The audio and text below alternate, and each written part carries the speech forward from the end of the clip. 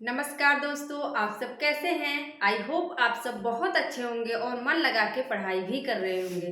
दोस्तों, हमारी जो श्रृंखला चल रही है रचनाओं की, आलोचनाओं की, हम लोगों ने मार्क्सवादी, चाहे उसे प्रगतिवादी भी कह सकते हैं, मार्क्सवादी आलोचना को बहुत ही आसान तरीके से याद कर लिया है।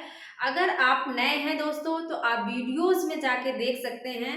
हमने मार्क्सवादी आलोचनाएँ और उसके पहले की जो शुक्ल युग, शुक्लोत्तर युग की आलोचनाएँ हैं, जैसा कि आलोचना को याद करने में बहुत कठिनाई होती है, लेकिन हमने बहुत ही आसानी से याद किया है। आप जाके वीडियोज़ में देख सकते हैं। और हाँ, चैनल पर नए हैं तो चैनल को सब्सक्राइब कर लीजिएगा, शेयर कर दीजिएगा, लाइक भी कर दीजिएगा। दोस्तों, आज हम नई समीक्षा के जो प्रमुख आलोचक हुए हैं, उनकी प्रमुख आलोचनाओं को याद करेंगे। जैसा कि बहुत सारे आलोचक हैं, बहुत सारी आलोचनाएँ हैं, लेकिन जो एग्ज़ाम में ज़्यादा पूछी जाती हैं, जिसको एग्ज़ामिनर ज़्यादा पूछता है, उसी को हम याद करेंगे। क्योंकि ज़्यादा याद करने का कोई मतलब नहीं है। एक तो आलोचना याद नहीं होती, दूसरे हम सारी आलोचनाओं को याद करेंगे तो दिक्कत होगी।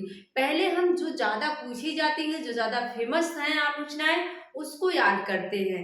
पढ़ाई क सही मतलब सही से पढ़ाई करने का जो तरीका होता है, यही होता है, जो मेन रचनाएँ होती है, जो ज़्यादा फेमस होती है, पहले उसे तैयार किया जाता है, फिर जो छिटपुट होती हैं, जो कम पूछी जाती हैं, फिर उसकी तैयारी की जाती है। तो आइए हम लोग क्या करते हैं, आलोचनाओं को, जो नई समीक्षा के आलोचक थे, उनकी आलोचनाओं को याद करते हैं। और नई समीक्षा में दोस्तों ना भाषा की जो भाषिक रचना थी, भाषिक पृष्ठभूमि थी, उस पे जो है अपना विषय उसको बनाया गया था। क्या है इसमें, पहले कौन है नई समीक्षा में? अज्ञेय है। कौन है? अज्ञेय है। अज्ञेय का कौन कौन सा है? त्रिशंकु बहुत पूछा जाता है। याद रखना, त्रिशंकु अगर आलोचना या निबंध पूछता है तो किसको बताएंगे? अज्ञेय को बताएंगे। ठीक है, त्रिशंकु आलोचना या निबंध अज्ञेय का है। लेकिन अगर यहीं पे कहानी कह देता है, क्या कह दे कि त्रिशंकु कहानी किसकी है, तो किसकी बताओगे? मन्नू भंडारी की। किसकी है ये? मन्नू भंडारी की। इसी नाम से कई रचनाएं हैं। और नाटक अगर कह देता है, याद रखना, अगर यहीं पे पूछ ले कि त्रिशंकु नाटक किसका है, तो बृजमोहन का है। किसका है ये? बृजमोहन का। किसका है? बृजमोहन या ब्रजमोहन ऐसे है, तो किसका है? ब्रजमोहन का है। हमने याद किया दोस्तों कि अगर पूछ लिया कि त्रिशंकु कहानी किसकी है, तो मेरा जो तरीका था याद करने का वो ये था कि कहानी में भी देख रहे हैं बड़ी ई आ रहा है, और मन्नू भंडारी के नाम में भी लास्ट में बड़ी ई आ रहा है। तो अगर त्रिशंकु कहानी पूछता है तो हम बड़ी ई वाले पे लगा देंगे मन्नू भंडारी। और नाटक में देख रहे हैं कि शुरुआत में ना आ रहा है और यहाँ भी बृजमोहन में लास्ट में ना है। नाटक अगर पूछता है तो हम बृजमोहन लगा देंगे। अगर कहानी पूछता है तो कहानी में बड़ी ई की मात्रा आ रही, मन्नू भंडारी में भी बड़ी ई की मात्रा आ रही, तो हम कहानी उनको लगा देंगे। अज्ञेय एक बच रहे हैं जो कि क्या है? ये निबंध है। क्या है ये? निबंध है। अब देखो कौन है इसके, क्या है? आत्मनेपद है, भवंती है, अंतरा है, आल बाल पूछ सकता है। अद्यतन पूछा जाता है, युग संधियों पर धार और किनारे। तो इनकी जो आलोचनाएं हैं वो पूछी गई हैं। तो इसको याद कैसे करेंगे? जो लोग देखो, गैग्रीन कहानी, इनकी रोज कहानी जो है, पहले गैग्रीन नाम से थी, बाद में ये रोज नाम से छपती है। तो जो इनकी गैग्रीन कहानी है, उसकी जो नायिका है मालती, मालती और महेश्वर। तो मालती जो थी, उसका जीवन कैसे बीत रहा था? बहुत ही मतलब निराशता, जैसे उसकी जिंदगी में कोई रस ही नहीं था। मतलब उसका बच्चा टीटी जो था वो गिरता पड़ता था, वो ज्यादा ध्यान नहीं देती थी। और दोस्तों, जब कोई कोई भी हो, उसको रोज सुबह उठना है, खाना बनाना है, फिर बर्तन साफ करना है, फिर शाम को खाना बनाना है। मतलब उसकी लाइफ में कोई रंगत ही नहीं है, कोई रंग ही नहीं है, बस सीधे वही काम रोज रोज करना। तो मालती के जीवन में वही निराशता, एकदम से निरस्ता आ गई थी। वहीं से हमने ठीक बनाया था कि जो अज्ञेय की कहानी है, मालती जो है वो क्या करती, उसका जीवन कैसा हो गया? त्रिशंकु की तरह हो गया है। कैसा हो गया उसका जीवन? त्रिशंकु की तरह हो गया है। आत्मनेपद, वो वो अपने में ही खोई रहती, आत्मनेपद मतलब अपने ही अंदर खोई रहती है, आत्मनेपद में खोई रहती है। भवंती हमेशा जो है वो भवंती बनी रहती है, और अंतरा उसको समझ ही नहीं आता कि जिंदगी में कोई अंतर भी आना चाहिए, उसको कुछ अंतर नहीं दिख रहा है, बस एकदम नीरस है। आल बाल बके जा रही है, पूरा दिन आल बाल बकती रहती है, अद्यतन कुछ भी नहीं करती, युग संधियों पर धार और किनारे, मतलब वो आल बाल बके जा रही है, अद्यतन और ये हमेशा, अद्यतन मतलब पहले से ही करती आ रही है, अद्यतन युग संधियों पर, पूरा युग बीत गया, युग संधियों पर आ गया, लेकिन वो उसका जीवन क्या है, धार और किनारे, मतलब उसका जीवन बस धार और किनारे बनकर रह गया है। इस तरह से याद करेंगे तो दोस्तों चीजें याद रहेंगी। फिर से देखो, अज्ञे में जो मालती है उसका जीवन कैसा हो गया है, त्रिशंकु बन गया है, और वो अपने से बात कर रही है, आत्मने पद अपने में ही खोई रहती है, भवंती बनी रहती है, उसके जीवन में कोई अंतर ही नहीं दिखता, अंतरा। और फिर क्या है, आल बाल बकती रहती है, अद्यतन पहले से ही युग संधियों पर, पूरा युग जो है बीत जाता है, उसका जीवन कैसा बन गया है, धार और किनारे पे आके टिका हुआ है। याद हो गया। इसके बाद है डॉक्टर रघुवंश, इनकी दो हैं आलोचनाएं, वैसे तो और हैं लेकिन दो ज्यादा पूछी जाती हैं। कबीर एक नई दृष्टि पूछी गई है, जायसी एक नई दृष्टि। इसको हमने याद किया दोस्तों, जो रघुवंश है ना, जो रघुवंश मतलब रघुवंशी, जो राम है रघुवंश है, वो क्या है, उनकी वो नई दृष्टि लेके आते हैं। क्या करते हैं, वो नई दृष्टि लेकर आते हैं। कैसी है उनकी दृष्टि, नई दृष्टि है, और जायसी नई दृष्टि, मतलब नई दृष्टि किसकी है, रघुवंश की है। किसकी है नई दृष्टि, जैसे कि आप लोग जानते हैं कि बच्चे जो है माँ बाप की बातें नहीं मानते, लेकिन रघुवंश क्या करते हैं, उनके पिताजी उनकी माता ने कह दिया कि तुमको इतने दिन वनवास रहना है, तुमको राज्य नहीं मिलेगा, तो वो मान जाते हैं। उन्होंने क्या किया, नई दृष्टि समाज में लाई। क्या किया, रघुवंश ने क्या किया, नई दृष्टि लाई समाज में। एक कबीर एक नई दृष्टि, जायसी एक नई दृष्टि। इस तरह से इसको याद कर लिए। अब है राम स्वरूप चतुर्वेदी, इनकी दोस्तों बहुत पूछी जाती है, भाषा और संवेदना, कामायनी का पुनर्मूल्यांकन। मैं आप लोगों से माफी चाहूंगी, मैंने कमायनी का पुनर्मूल्यांकन गलत बता दिया था, पंत बता दिया था, जबकि उनका नहीं है, उनका 60 वर्ष एक रेखांकन है। लेकिन कमायनी का पुनर्मूल्यांकन अगर पूछता है तो आप लोग राम स्वरूप चतुर्वेदी बताओगे, 70 में है। इसका समय भी याद कर लीजिए, 1970 है। अब कैसे याद करें, स्वरूप देखो, जब जो है किसी के स्वरूप को देखते हो ना, जैसे कोई लंगड़ा लूला ऐसे है, उसका स्वरूप देख लिए तो हमारे अंदर क्या होती है, संवेदनाएं आती है ना, उसके प्रति दया आती है। तो जब किसी के स्वरूप को आप देखोगे तो क्या आएगा, संवेदना आएगी। तो क्या आएगी, उसके प्रति संवेदना आएगी, और फिर उसका पुनर्मूल्यांकन भी करोगे। मतलब एक बार आपने देख लिया, कोई सामने से दिखा, अरे उसके पास पैर नहीं है, वो चला गया, फिर उसका पुनर्मूल्यांकन करोगे, मतलब फिर से उसको देखोगे कि उसको क्या दिक्कतें हो रही है ना, उसके स्वरूप को देखोगे, उसके क्या करोगे, उसके स्वरूप को देखकर पुनर्मूल्यांकन करोगे। इस तरह से याद कर सकते हैं। स्वरूप को देख के क्या हुआ, आपको संवेदना हो गई। इसके बाद संवेदना के बाद आप क्या करोगे, उसका पुनर्मूल्यांकन करोगे, उसको देखोगे, पुनर्मूल्यांकन करोगे। क्या देख के, स्वरूप को देख के।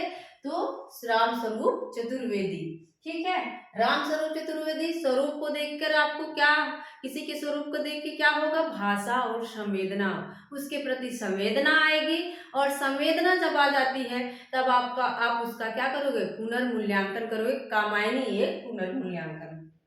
रमेश चंद्र शाह की पूछी जाती है, छायावाद की प्रासंगिकता, वागर्थ अज्ञेय वागर्थ का वैभव, बहुत पूछा जाता है, वागर्थ और अज्ञेय वागर्थ का वैभव। इसको कैसे याद करोगे, इसको हमने याद कर लिया था कि रमेश चंद्र शाह, देखो जो शहंशाह होता है ना, उसकी छाया हमेशा प्रासंगिक रहती है। क्या है, छायावाद की प्रासंगिकता। जो शहंशाह होता है, मतलब जो थोड़ा सा गांव में दबंग टाइप का होता है, शहंशाह होता है, उसकी छाया हमेशा प्रासंगिक होती है, मतलब उसका लोग उदाहरण देते हैं कि वो ऐसा था। तो छायावाद की प्रासंगिकता, उसकी छाया क्या रहती है, हमेशा प्रासंगिकता बनी रहती है। और क्या है, उसके पास अर्थ भी रहता है, वागर्थ मतलब अर्थ, वागर अर्थ मतलब होता है धन। तो क्या है, उसके पास अर्थ भी रहता है और उसका वैभव भी रहता है, वागर्थ का वैभव भी रहता है। हमने तो दोस्तों ऐसे ही याद किया था, क्योंकि याद नहीं होती चीजें। अब जब एग्जाम में पूछ लेगा कि वागर्थ आलोचना किसकी है, तो अर्थ किसके पास होता है, जो शहंशाह होता है, छायावाद की प्रासंगिकता, जिसकी प्रासंगिकता हमेशा बनी रहती है। और वागर्थ का ही क्या रहता है, वैभव रहता है। वागर्थ का ही क्या, अर्थ का ही वैभव किसके पास होगा, जो शहंशाह होगा, जो शहंशाह होगा, मतलब रमेश चंद्र शाह। इसके बाद है विश्वनाथ प्रसाद तिवारी। अब ये चीज ये बहुत पूछी जाती है, कविता क्या है कि विधा क्या है। एग्जाम में बहुत पूछता है कविता क्या है कि विधा क्या है। विधा पूछता है तो हमको लगता है कविता है तो ये कविता ही होगी, तो ऐसा नहीं है दोस्तों, ये क्या है, आलोचना है। अब जान लो, अगर कोई पूछ रहा है ये क्या है, तो क्या करोगे, उसकी आलोचना करोगे ना, कि ये क्या है, इसमें अच्छाई क्या है, बुराई क्या है। तो कविता क्या है अगर कोई पूछ रहा है तो आप उसमें उसकी आलोचना करोगे, ना कि आप नाटक कहानी उपन्यास बताओगे, ठीक है। अगर कोई पूछ रहा है ये चीज क्या है, तो आप उसकी अच्छाई भी बताओगे, उसकी बुराई भी बताओगे। तो कविता क्या है कि विधा क्या हो जाएगी, आलोचना होगी। और क्या है आगे, आलोचना के हाशिए, विश्वनाथ प्रसाद तिवारी। हमारे यहाँ एक तिवारी थे जिसको तिवारी तिवारी कहा जाता था, तो वहीं सबने याद कर लिया था, विश्वनाथ प्रसाद तिवारी।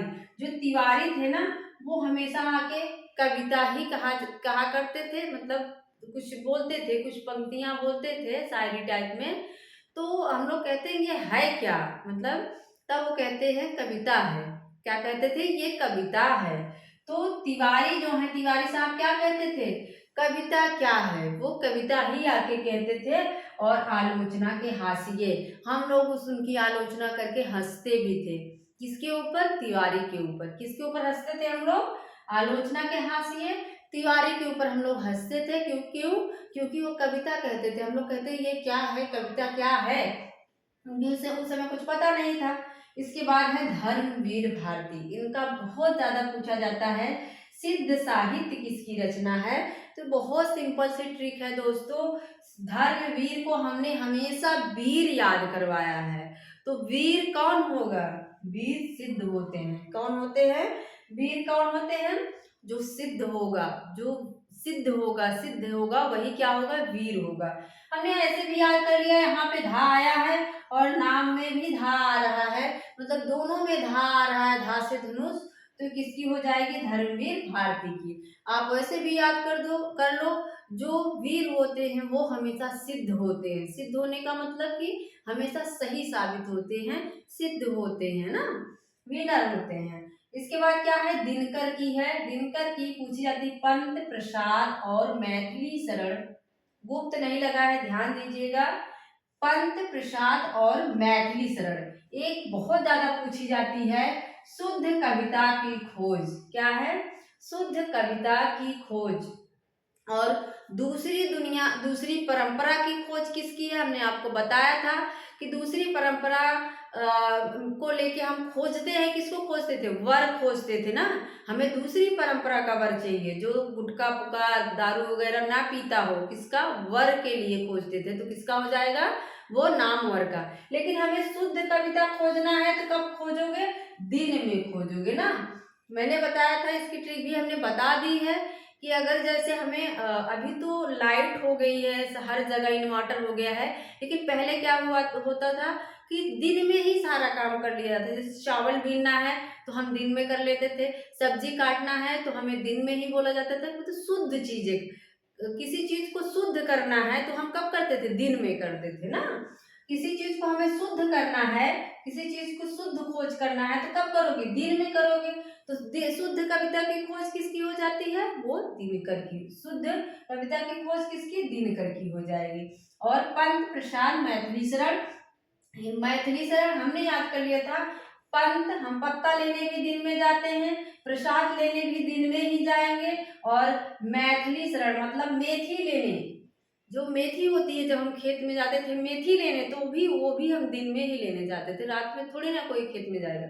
तो जब हमें कोई चीज पत्ता लेना है तब भी हम दिन में जाएंगे, कहीं पूजा हो रहा है प्रसाद लेने तब भी दिन में जाएंगे, और क्या है, मेथी लेना हो तब भी हमें दिन में ही जाना है, रात में नहीं जाना है। ठीक है, इस तरह से दोस्तों याद करेंगे। अब अगर एग्जाम में पूछ ले पंत प्रसाद और मैथिली शरण किसकी आलोचना है, तो आप सबको याद हो जाना चाहिए, पंत पत्ता लेने दिन में जाएंगे, प्रसाद भी हम दिन में लेते हैं, और मैथिली मतलब मेथी जो है हम खेत में दिन में ही लेने जाएंगे, तो दिनकर की है। और शुद्ध कविता की खोज, शुद्ध चीजों को शुद्ध कब हम करते हैं, हम दिन में ही कर लेते हैं, रात में शुद्ध नहीं हो सकता क्योंकि अंधेरा होता है, तो दिनकर की है। फिर से एक बार फटाफट देख लो, हमने ये बताया था, आप लोग याद कर लीजिए, कहानी मन्नू भंडारी की त्रिशंकु है, नाटक जो है बृजमोहन का है, और त्रिशंकु अज्ञे है, त्रिशंकु जो मालती है उसका जीवन त्रिशंकु हो गया है, वो आत्मनेपद अपने से ही बातें करती है, भवंती बन गई है, भवंती के बाद क्या करती है, उसके जीवन में कोई अंतर ही नहीं है, और आल बाल बकती रहती है अद्यतन तक, युग संधियों पर पूरा युग बीत गया लेकिन उसकी जिंदगी धार और किनारे पर लगी हुई है। ठीक है, इसके बाद है रघुवंश। रघुवंश आते हैं तो क्या करते हैं, ये कबीर एक नई दृष्टि और जायसी एक नई दृष्टि, मतलब जो रघुवंश है वो एक नई दृष्टि लाते हैं समाज में। किसी के स्वरूप को देख के आपको क्या होती है, संवेदना होती है, भाषा और संवेदना। इसके बाद क्या करते हो, उसका पुनर्मूल्यांकन करते हो, संवेदना के बाद क्या करते हो, उसका पुनर्मूल्यांकन करते हो, कामायनी एक पुनर्मूल्यांकन। और जो शहंशाह होता है रमेश चंद्र शाह, जो शहंशाह होता है उसकी छाया वो हमेशा जो है प्रासंगिक रूप में बनी रहती है, प्रासंगिकता, और उसके पास वागर्थ, उसके पास अर्थ भी होता है, और वागर्थ का वैभव, और हमेशा उसका वैभव भी बना रहता है, अज्ञेय वागर्थ का वैभव। इसके बाद है तिवारी, हमने बताया हमारे यहाँ विश्वनाथ प्रसाद तिवारी, हमारे यहाँ तिवारी आते थे, वो कविता कहानी बड़ा कहते थे, शायरी कहते थे, हम लोग कहते ये क्या है, कविता क्या है, तो ये कविता और उनकी आलोचना करके हम लोग हंसते भी थे, आलोचना के हाशिए। इसके बाद है धर्मवीर। धर्मवीर धर्मवीर वही होगा जो सिद्ध होगा, जो सिद्ध होगा वही धर्मवीर, सिद्ध साहित्य। दिन में हम क्या करते हैं, पत्ता प्रसाद और मेथी लेने दिन में जाते हैं, और शुद्ध किसी चीज को शुद्ध करना हुआ तो हम दिन में ही करते हैं, शुद्ध कविता की खोज। तो दोस्तों कैसी लगी हमारी ट्रिक आप सब जरूर बताइएगा, और मेरा पूरा वीडियो देखने के लिए आपका बहुत बहुत धन्यवाद। मिलते हैं अगले वीडियो में, थैंक यू।